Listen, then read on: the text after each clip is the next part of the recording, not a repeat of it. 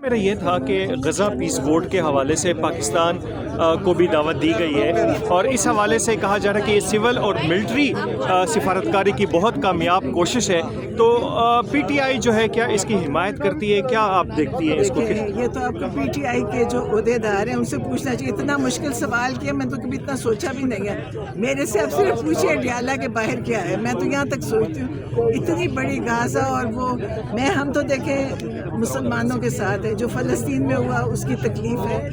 ہمیں تو ایک ہی پتہ ہے کہ جو بھی کریں آپ سوچیں وہ فلسطین میں جو ظلم ہوا ہم اس کے ساتھ کھڑے ہیں. اسرائیل کے باقی اور باقی جو ہے یہ کیا حکومت اور یہ کیا کریں گے سیاسی لوگ، وہ مجھے میں اس کو نہیں سمجھ سکتی. ہمیں تو صرف ساتھ دینا چاہیے. تو فلسطین کا، حماس کا، جنہوں نے اتنا مقابلہ کیا، جنہوں نے اتنے بیچارے وہاں دنیا شہید ہو گئی، مسلمانوں کا ساتھ دیں.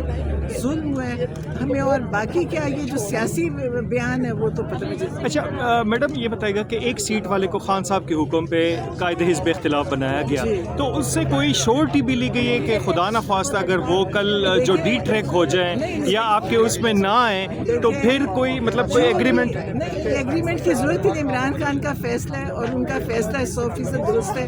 اب آپ سب لوگوں کو محسوس ہوگا کہ اب وہ فیصلہ ان کا ٹھیک تھا. وہ بڑے پائے کے سیاستدان ہیں، ان کا بڑا جگہ ہے اور ان کے آنے سے ان کی پہلی تقریر نے لوگوں کو بتا دیا کہ ان کا کیا لیول ہے.